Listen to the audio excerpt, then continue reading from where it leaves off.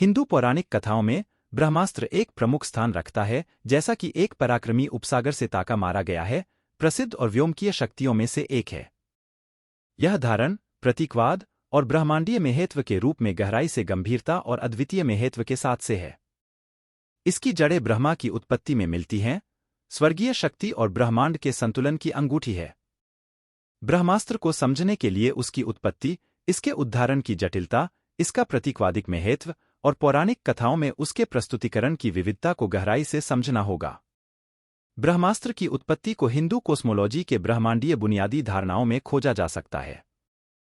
प्राचीन पाठों के अनुसार ब्रह्मा देव, ब्रह्मांड के निर्माता देवता, ने इस हथियार को सृष्टि को स्थापित करने और धर्म की रक्षा के लिए बनाया था। ब्रह्मा के रूप में ब्रह्मास्त्र का उत्पत्ति उसकी दिव्य स्वभाव और अतुलनीय प्राचुर्य को दर्शाता है। साधारण हथियारों की तरह नहीं, ब्रह्मास्त्र अस्तित्व की जद में ब्रह्मांड के तत्वों से अपेक्षाकृत शक्तिशाली है, मानव सीमाओं को पार करते हुए। ब्रह्मास्त्र का उपयोग करने के लिए केवल शारीरिक शक्ति का मामला नहीं है, बल्कि यह आध्यात्मिक जागरूकता और अनुशासन की यात्रा है। इसका उद्घाटन ध्यान, गहन पूजा और उसकी सामग्री के साथ जटिल अनुष्ठानों की मांग करता है। केवल वे जो कठिन प्रशिक्षण लेते हैं और आध्यात्मिक शुद्धि प्राप्त करते हैं, वे इसकी भयंकर शक्ति को संभाल सकते हैं। इस पहलू ने ऐसे असीम शक्ति के साथ संबंधित महत्वपूर्ण जिम्मेदारी को उजागर किया है, जिसमें बुद्धिमत्ता और नैतिक अखंडता की महत्वपूर्ण भूमिका है। प्रतीकात्मक रूप से, ब्रह्मास्त्र सृजन और विनाश के बीच चलने वाले चिर संगीत को उत्पादित करता है। ब्रह्मांड की सृजन शक्ति के रूप में, यह नए आरंभों, जीवन के चक्र और जीवन के चक्र का प्रतिनिधित्व करता है। हालांकि, इसका विनाशकारी ताकत पुराने का निर्माण करने के लिए जीवित शक्तियों को सीमित करता है, नए के लिए स्थान बनाने के लिए। इस दृष्टिकोण में, ब्रह्मास्त्र अस्तित्व की द्वैतवादी प्रकृति का प्रतिनिधित्व करता है, जहां सृजन और विनाश अस्तित्व के दो पहलू हैं। ब्रह्मास्त्र का महत्व सिर्फ युद्ध के एक शस्त्र के रूप में ही नहीं है।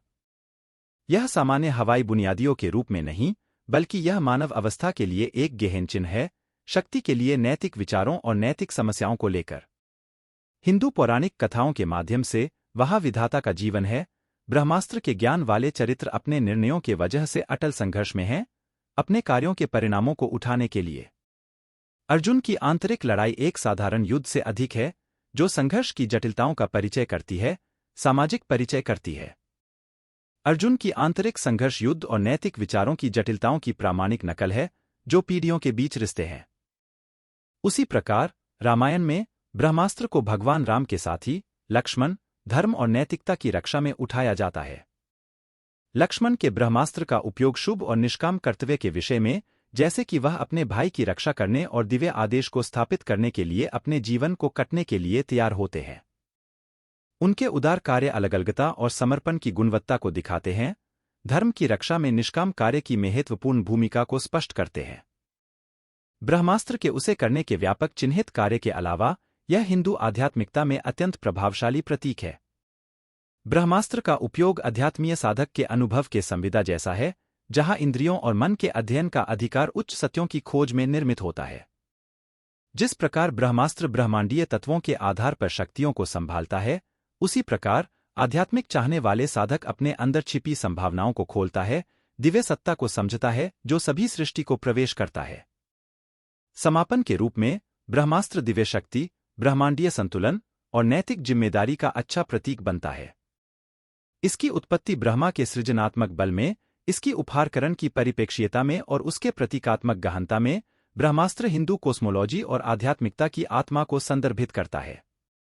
पौराणिक कथाओं के माध्यम से, ब्रह्मास्त्र शक्ति की प्रक्रिया, नैतिकता की जटिलताओं और आध्यात्मिक उद्धारण की खोज में समय के समापन तक शिक्षा देता है।